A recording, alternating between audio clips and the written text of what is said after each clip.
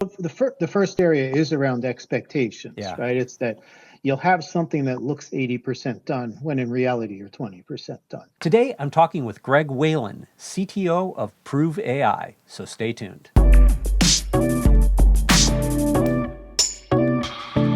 Greg's background is unique. He speaks the language of music, AI, and Chinese, giving him a rare way of thinking about complex systems. He's led engineering at global scale as CTO of Zendit, general manager for Amazon Workmail at AWS, and was an AI researcher and PhD candidate in Columbia University's Natural Language Processing Group. Greg helps enterprises move generative AI from experiment to production with one core belief. If you can't prove what your AI is doing, you don't control it. Greg, welcome to Future TV. Great to be here. Thank you. I'm excited to have this conversation with you because it's super timely right now. I was mentioning, before we got started about how I was at RSA last week, and just the center of everything was AI, and basically everybody's models upended. But we're seeing the whole world like really shift, and it's like the rise of AI. I've never seen anything rise as fast as AI right now. And as you say, we've kind of crossed from novelty to expectation, and literally it's everywhere now, and the growth of it is just at an absolute breakneck speed, and it's just permeating every layer of society right now. What does that shift mean for CTOs and how they should be approaching building systems? I think what a lot of CTOs are missing or getting caught off guard against is that, like, as things change, right, we should look at this as not just another tool or another primitive, right? So generative AI and AI agents, it's tempting to think of these as yet another tool in my black box, or in my toolbox of stuff, right? In reality, what we're seeing, and what I think the best way to approach this is more to think about, well, how does this really going to affect your software development lifecycle? Is this big enough? And I think it is big enough that you're going to have to rethink how you develop software, how your teams develop software, how they interact with people. Basically more changes than I think is immediately obvious, and that's what catches CTOs off guard, right? Initially, it looks like hey, cool, this is yet another disruptive tech.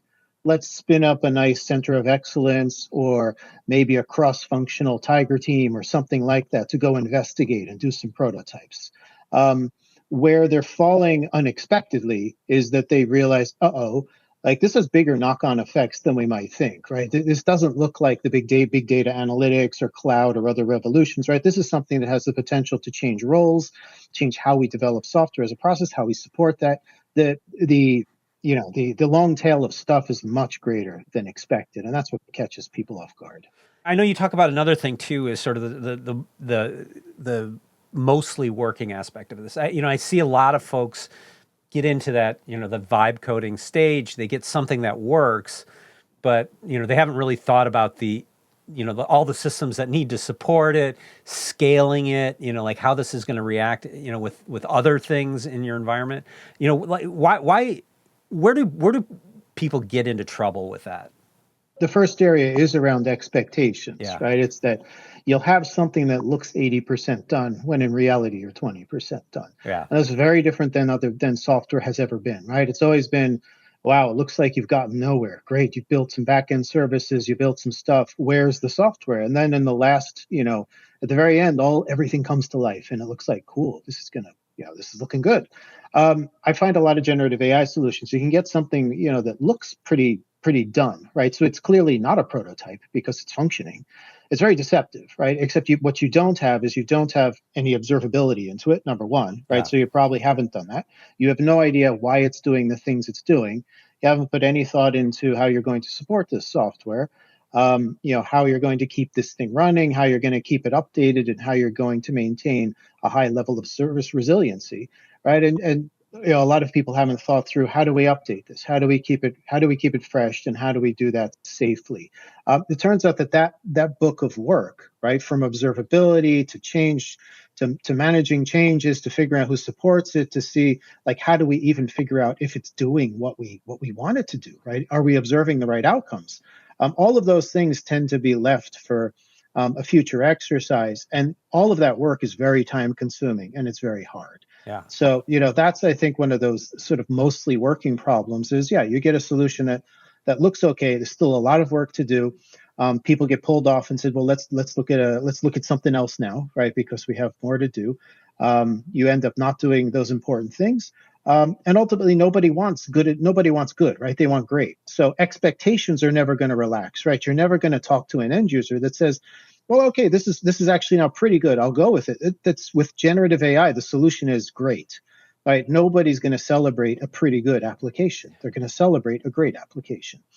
So you really have to get all the way over the line. And it's like, you're jogging along that nice flat road for a while, and then it turns out that the last 10% of the race turns out to be a horrible, incline up a giant hill, right? And people just end up saying, oh, I didn't realize that there was a hill coming, and they become really, really disillusioned by that. At Prove AI, you guys talk a lot about, telemetry.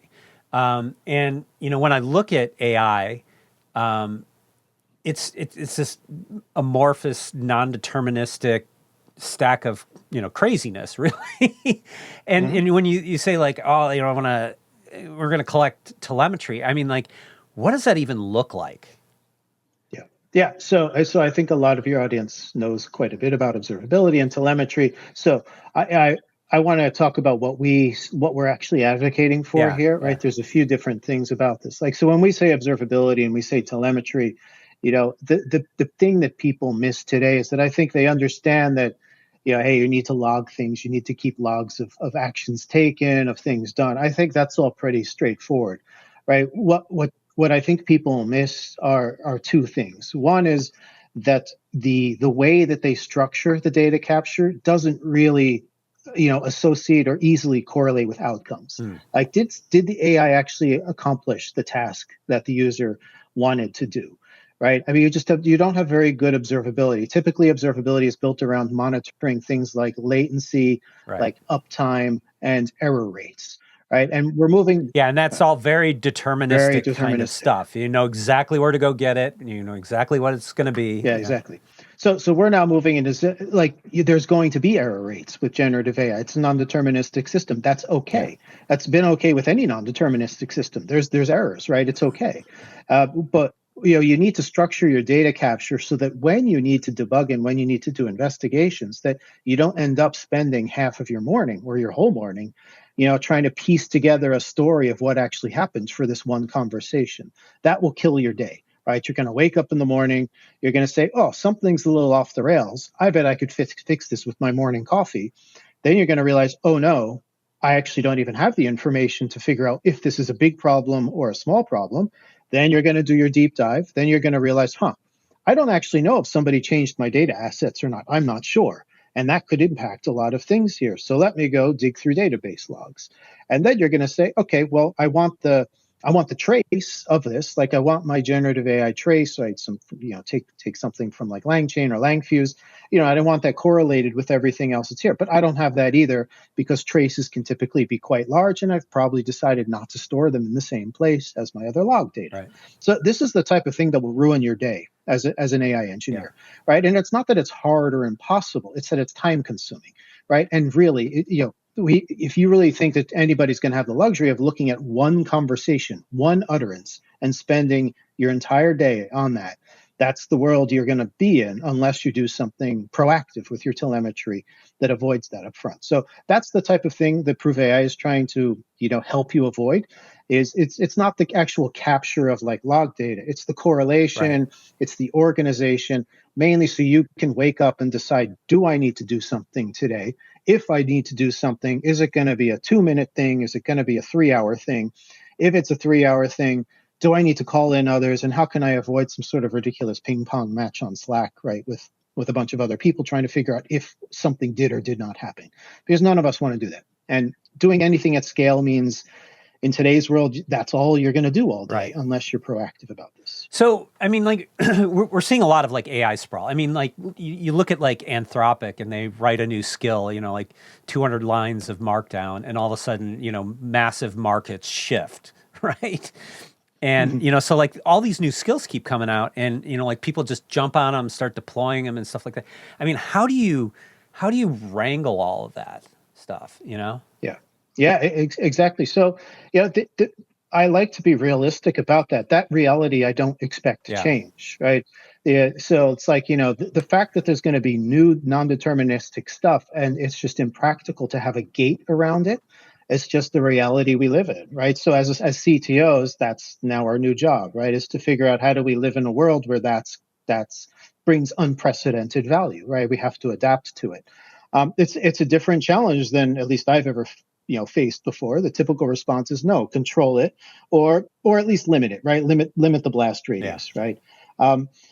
In this type of case, right, I think it's going to come down to like, how do you empower the individuals that are building stuff, right? Which may not be everybody. It may be a few sort of principals or super principals or whatever we want to call them, right? A few people who, are wrangling perhaps dozens or hundreds of AI applications or, AI agents, right? Giving them the ability to say, okay, there's new skills. How do I embrace and allow for the addition of new skills on a daily basis?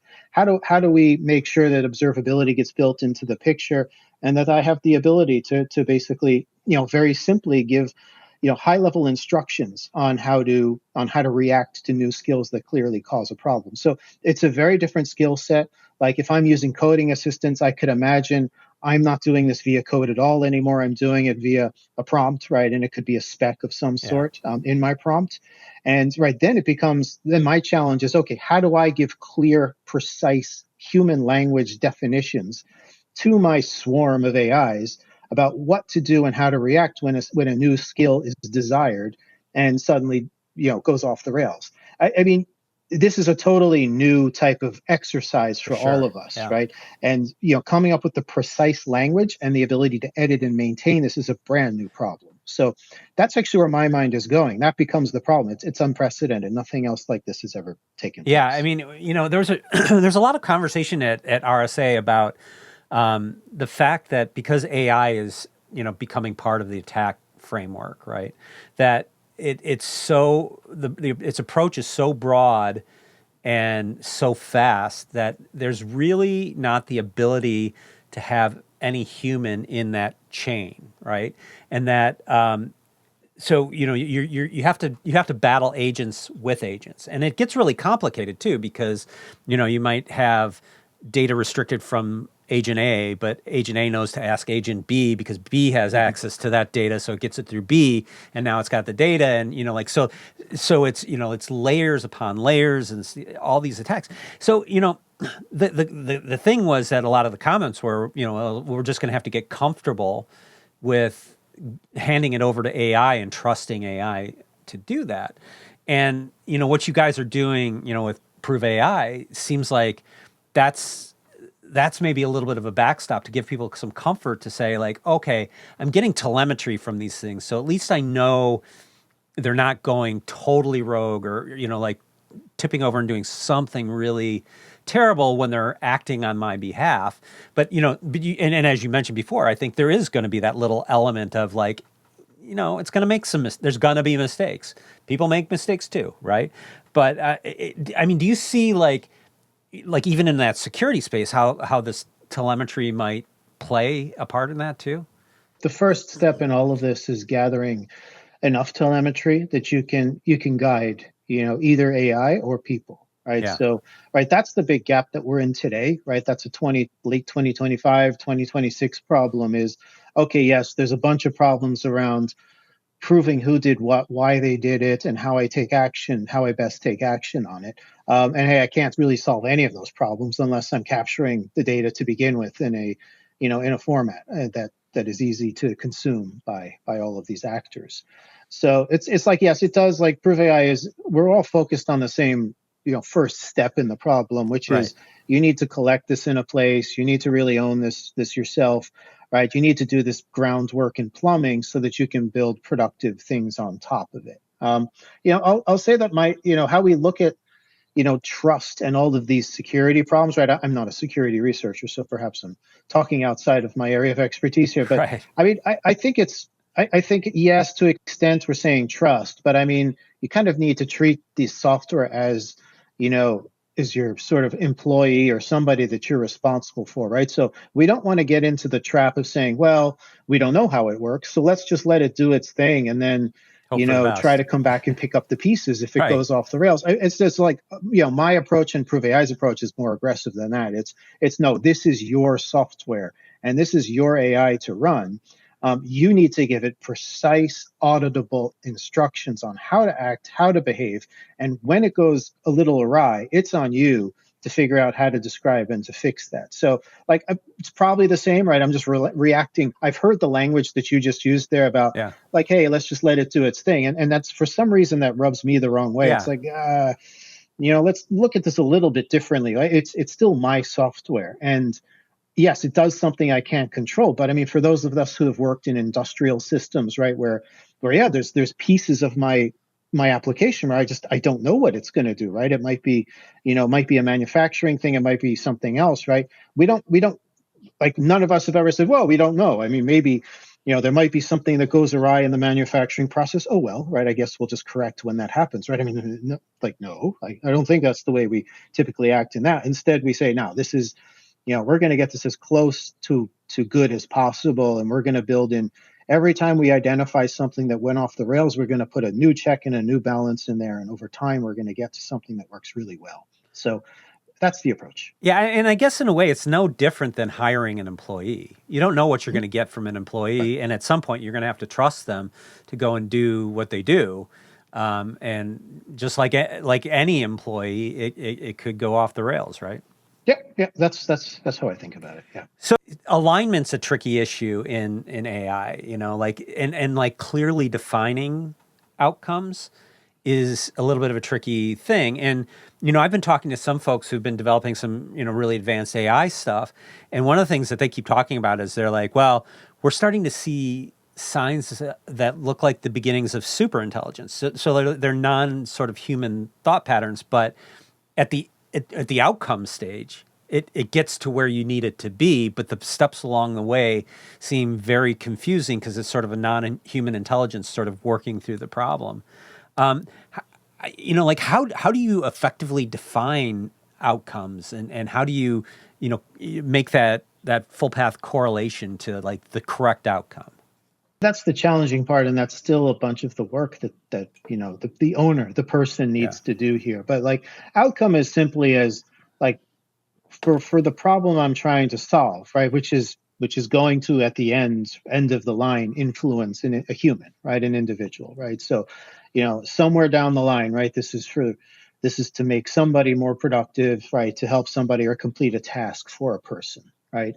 Maybe directly, maybe indirectly, but it doesn't matter, right? There's still that end state where a bunch of stuff happened and something got done. So, like, that's the outcome that I'm talking about, and the outcome is either going to be good or good or bad, right? But ultimately, we don't care that much about we don't really care that much, the sequence of actions that were taken to do the work. Maybe we need some guardrails in there, right? I mean, you could imagine an AI system that does some really, undesirable things to get to an outcome, and yes, you want control for those things. But ultimately, I mean, the problem right now is that we can't judge good or bad by looking at every single transaction or looking at a roll up of conversations, right? That does not help me at all determine whether this system is doing a good job or a bad job, right? So by outcome, I just say, like, it doesn't really help me if somebody gives me a thumbs up or a thumbs down on a conversation, right? What I really need to know is, downstream, did the person actually follow through with, right, what they actually intended to do? So a very simple example is, like, if you use a chatbot, right? So we're going to use a basic example here, right? If I use a chatbot and I ask for something like, to change my billing address or something like that for something that's, postal mail or something, ancient, and the question is, yes, I mean, sure, the user could go through and they may have a question about something and they may give it a thumbs up, they may give it a thumbs down. the thing is that we don't typically have all of our data plumbing in place to say, okay, well, can we actually verify that a record was changed, that that postal mail was sent out to a new address, and then it did not bounce, right? That it did in fact like get completed. The problem is we don't typically have the data infrastructure all in one place to track that outcome, right? We've typically stopped much earlier and said, well, was the record updated in the database? Job done, right? Right. We're all good. Right, because there's a whole other set of human beings who deal with this stuff, and they have a bunch of their own jobs to do, and they'll catch it, and then somehow somebody will raise anomalies and exceptions over there, and they'll call a meeting, and then we'll have a big meeting about, hey, database records are changing, but mail is bouncing. Oh no, right? It's just you don't have that luxury anymore. So the downstream effect. So when I keep saying outcomes, measure outcomes, what we're talking about is a lack of plumbing, right? Yeah. That plumbing does not exist. And today it's handled by exceptions, which are human beings getting on the phone and saying, oh my God, mail bounced, right? And you're not going to have that luxury anymore, which is a big, unexpected problem, right? So that's, again, we go into expectations, right? We don't expect that when we start our little AI project today. We say, whatever. I mean, I just need some OTel and I need some telemetry collection. And I think we could probably pull this off. And you just don't realize that you get that going, and then all of a sudden this other stuff happens, and then your data team doesn't really understand what's changing records anymore, and then you can't have a productive meeting anymore, and then you don't have an audit record, and then even if you did have an audit record, there's no trigger against it, and then when mail bounces, there's no way to incorporate those metrics back into the system, and you just, nobody knows what's happening, right? So a simple example of how way off the rails this can go if you don't think about this up front, right? Because we rely so much on exceptions and human escalation. And when people get removed from the process, or if they simply can't observe things anymore, then suddenly you lack the ability to measure an outcome, which is what I mean by it. All seems very reactive, like you mentioned. I mean, the adapting to AI is a very reactive sort of thing. But is there like certain types of telemetry that you can look for to be more proactive in how the models are working,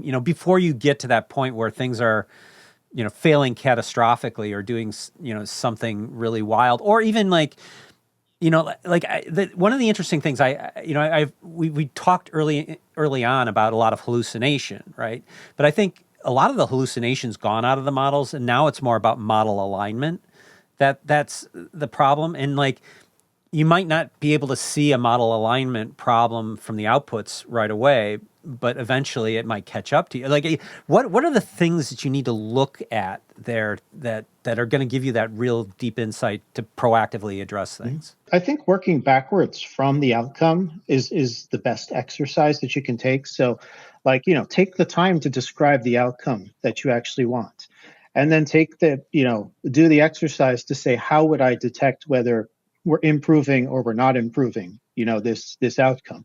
And then just do the exercise. If I removed people from this process, like, how would I detect this and how would I not detect this? And just ask yourself, like, how much of a lift are you looking at? How much of a gap do you have? Like, do you, as a CTO or an AI leader, do you want to fast follow this and then build all of the plumbing if this thing gets really good and you end up moving forward, right? Or is that going to be a year of work and a bunch of ugly meetings and a bunch of people pushing back on stuff? Because that's what's going to completely, erase any sort of value here. So I don't have a magic solution. Yeah. I just, what I see people doing is they're saying, forget about it. It's a prototype. We're just here to prove value. That's all hard. Prototypes don't go away, back though. To that. Right. Exactly. Yeah.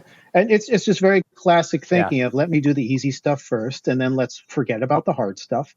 And like anything in software, no, do the hard stuff first, right? That should be, that should be something we're all, familiar with. It's like, if you're going to prototype, and as soon as you start seeing that, yeah, this thing has legs, then you do the hard stuff, right? And you don't just say, you just keep putting it off, because we all know that that's going to lead to trouble. So, the thought exercise is there, but people just don't, they don't start with the fact that this is what I want to happen.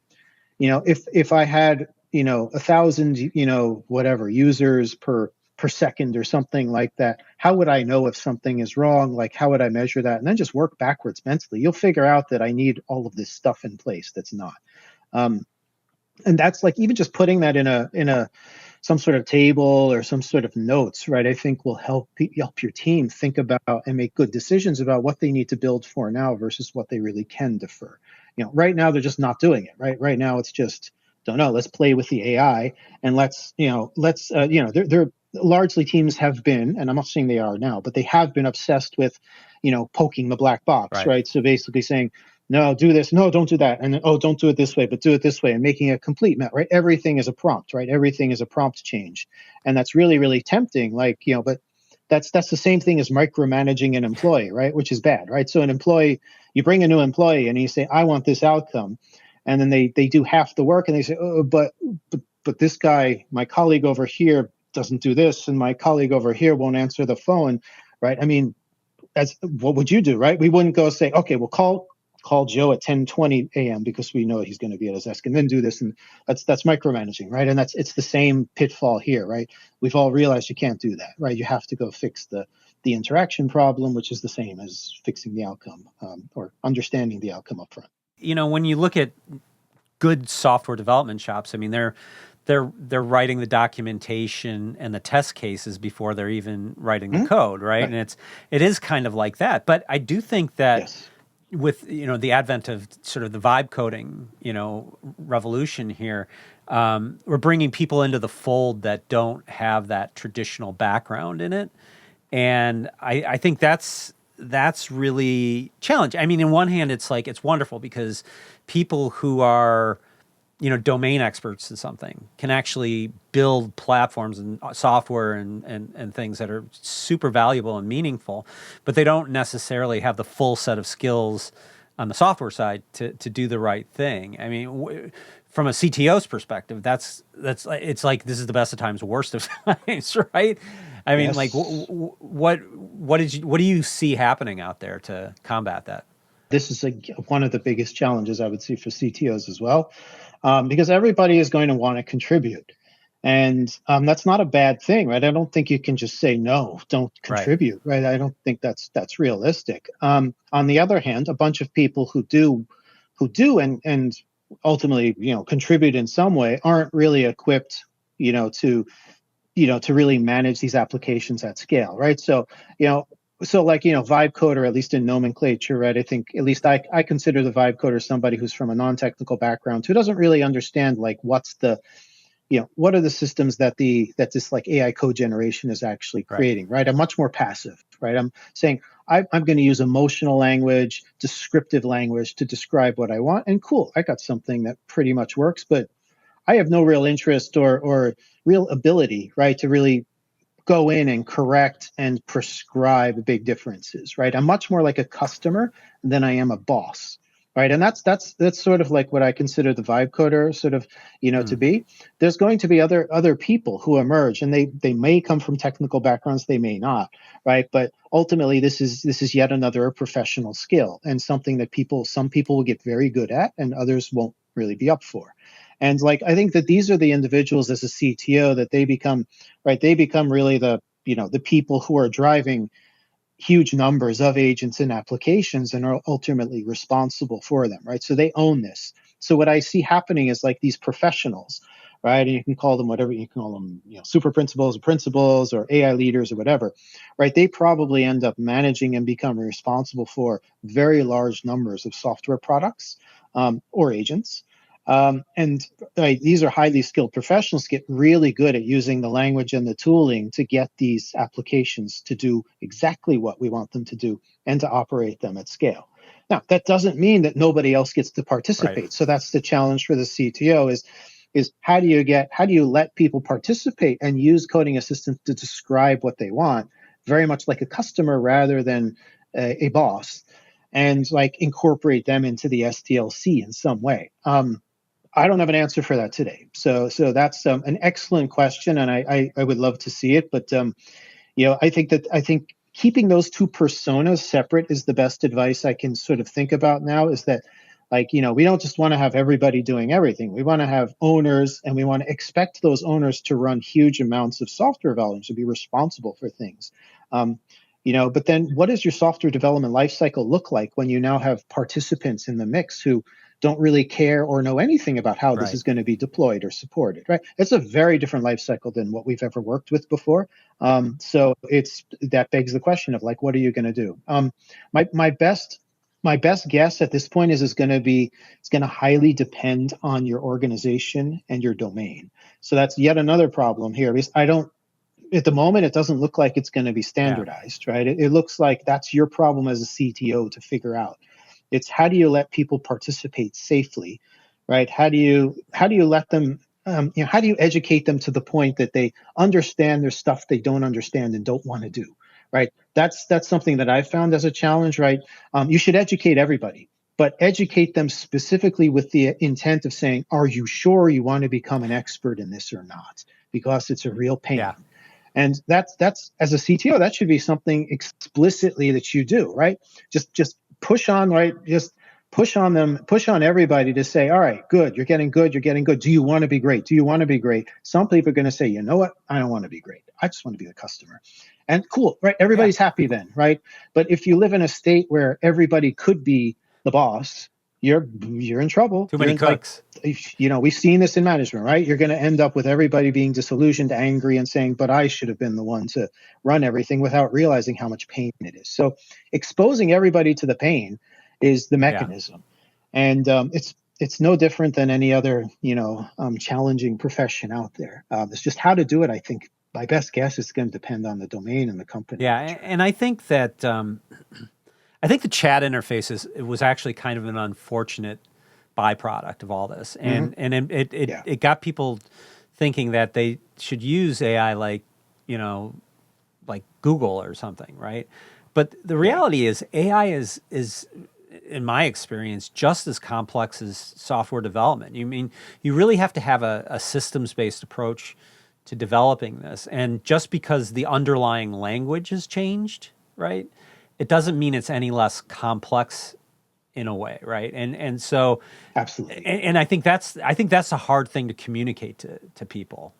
It's very hard. And that's why the only mechanism I know is to, make them do it, right? Make them feel the pain and understand how hard it really is. Because I've seen people opt out, right? They're like, I get it. It's hard.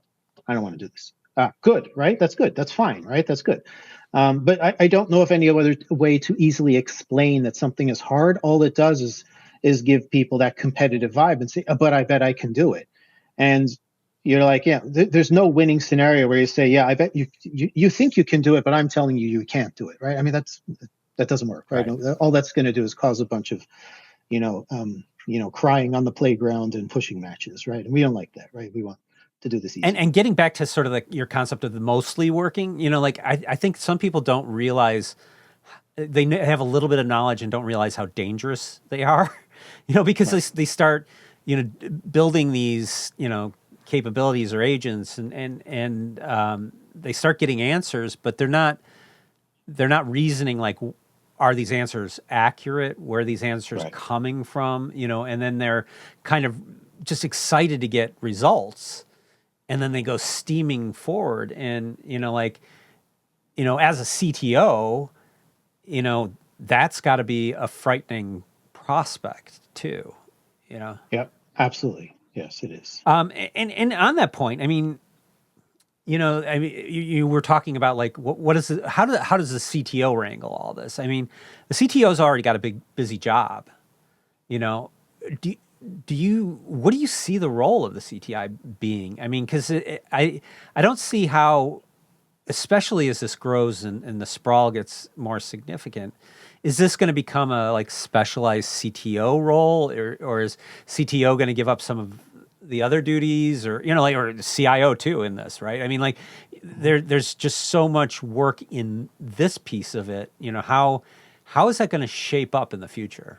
I'm not sure. However, I mean, I'll say that there's, the role itself, I think still, I would still bet that there's going to be a role that's focused on building stuff, right? So that Yeah. that still rolls up to a CIO or a CTO. So I don't think that really changes that much. I would expect that to be a single named, C-level individual. So, I suspect that that's still the role, is somebody who says, We got to build stuff. We got to build software products. They have to have great outcomes, right? They have to move our business forward, et cetera. All of those good things. I don't actually expect that to be distributed just because managing the people who are able to manage hundreds of fleets of AI agents is still a pretty specialized thing, right? That's not something I would expect everybody to be able to do. So I don't actually see the structure changing that much.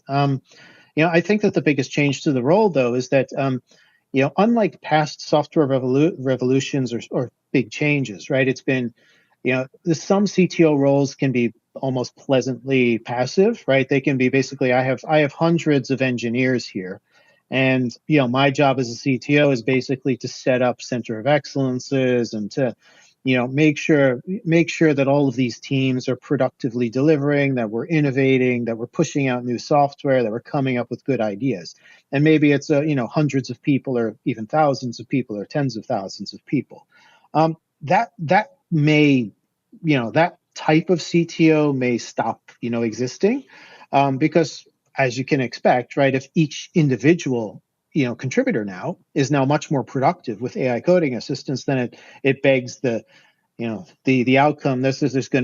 You're unlikely to find these teams where there's thousands upon thousands of engineers running around, right? So I think the change for the CTO, this is one of the few times when I found it particularly useful to get back into the subject matter, right? To actually say, you know Right.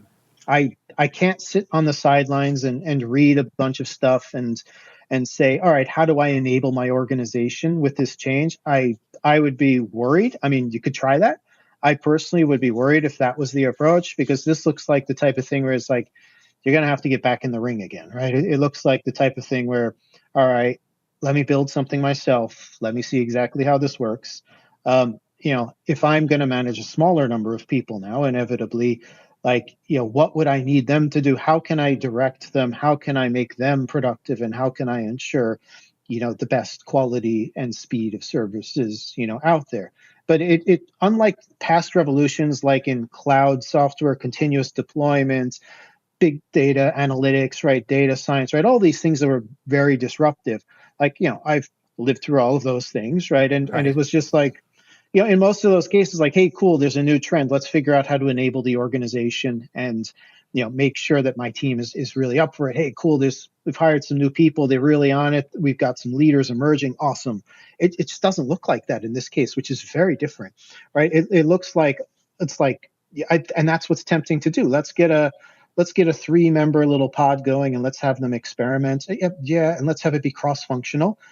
Yeah, and they're probably going to fight with each other, and they're probably going to confuse each other, and they're probably going to all start doing a little AI and saying, no, it's done this way, or no, it does this way. And I wouldn't fall into that trap. It's one of those things you can't be passive about. I think it means you're probably going to have, a smaller direct managed team, and you're going to have to figure out, how do I manage these extremely productive individuals, a small number of them, each of which have to manage a fleet of AIs. Maybe they have a token budget, right? I mean, all of these new problems to solve. How do I know if this one individual with 300 agents under them that they've written, how do I know that person's quality of output is better than this other person's output? Can I measure their token consumption, their AI token consumption? This is all new stuff. This is not cool, give me a report next week. This is start over Yeah. type of business, which means you need this is the time to go in and say, let me go build something myself again. Yeah. I think it's necessary. So it's different. It's different. Yeah, well, and if you look back at 2008, and you had all of a sudden, IT is a big cost center. CIOs, CTOs were rolling up under CFOs, and it was just all about cost reduction and things like that. And then now you step into 2026, where there's this AI revolution, and all of a sudden, that organization is at the center of top line value for a Yep. company. And like you said, it does require different skill sets. And I like your idea of kind of getting in and digging in, but I mean, there's a lot to learn there, right? I mean, what would you suggest to a leader to, what do you focus on? What are the things to dig into?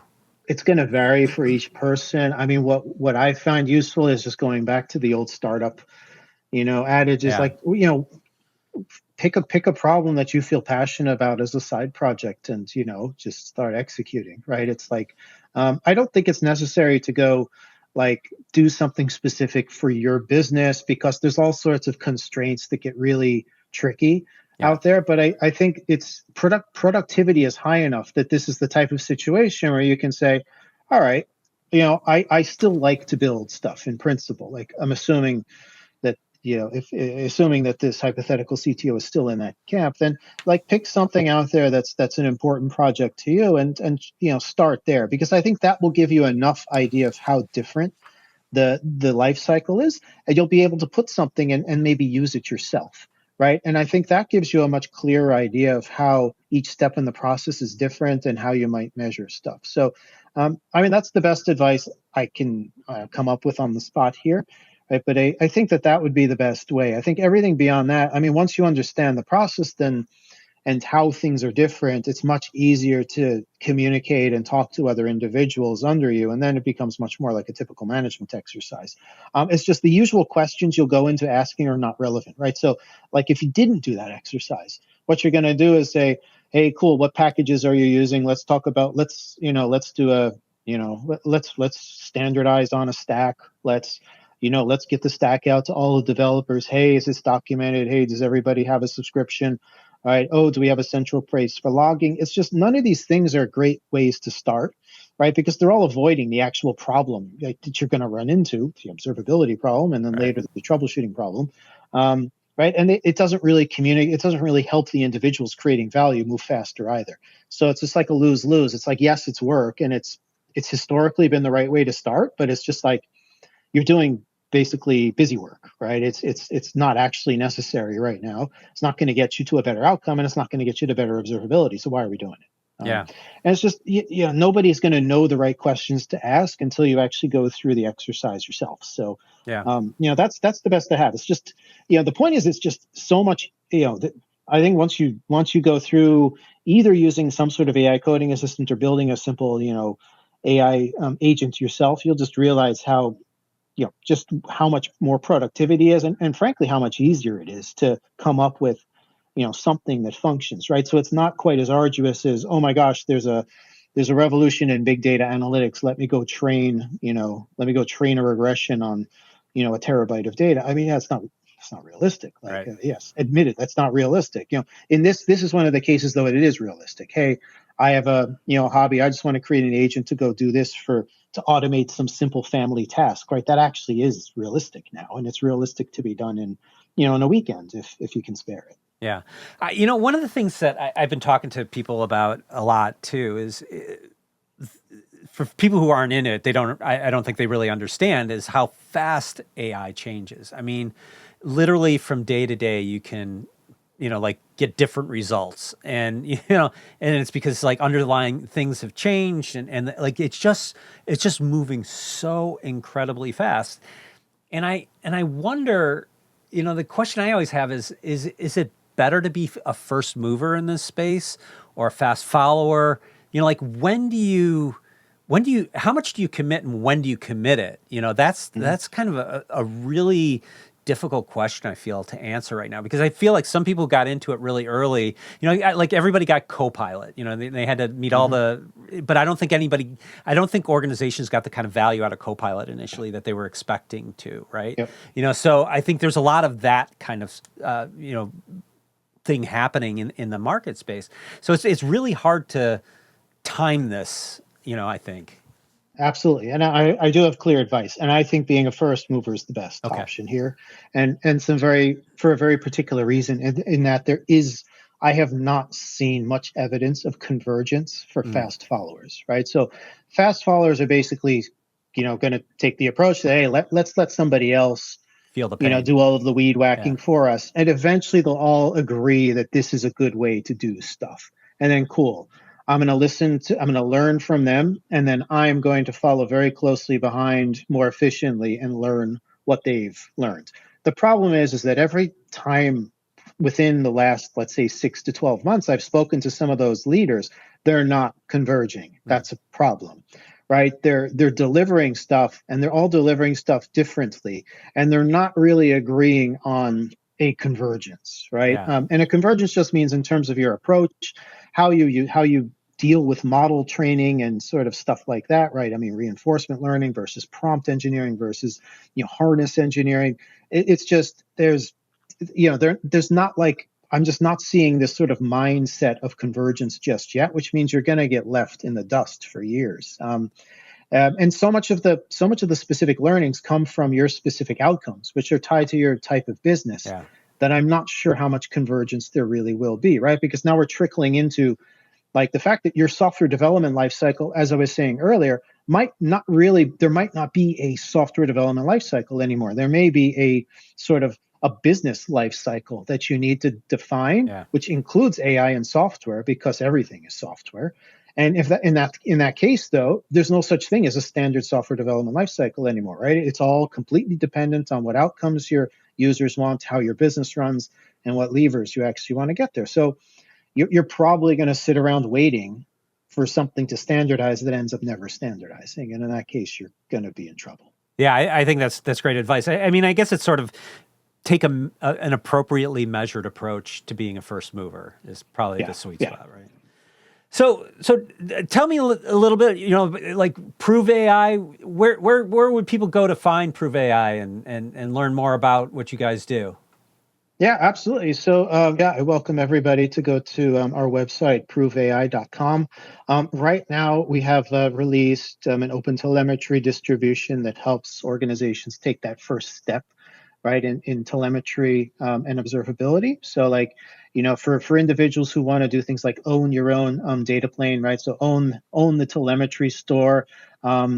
Build something from the ground up that you own and do telemetry the right way. We have a bunch of guidance out there. It's all free. It's all free for use, and it's all built on open source tooling like OpenTelemetry and Prometheus. So like it's designed to help you get started and take those first right steps with telemetry collection.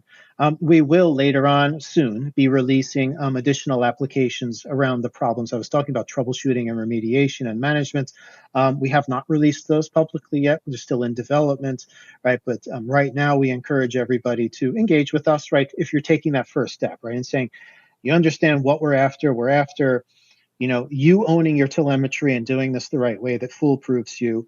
Down the line, you're in principle open to additional tooling that helps you spend less time troubleshooting and remediating your AI.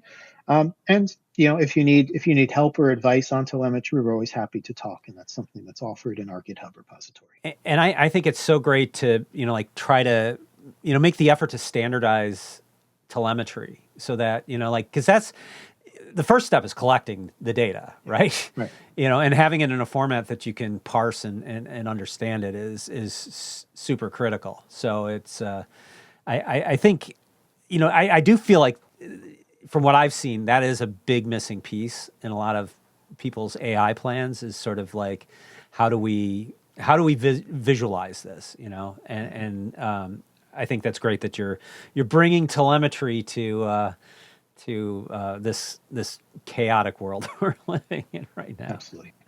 Well, I just want to say, Greg, thanks so much for joining in.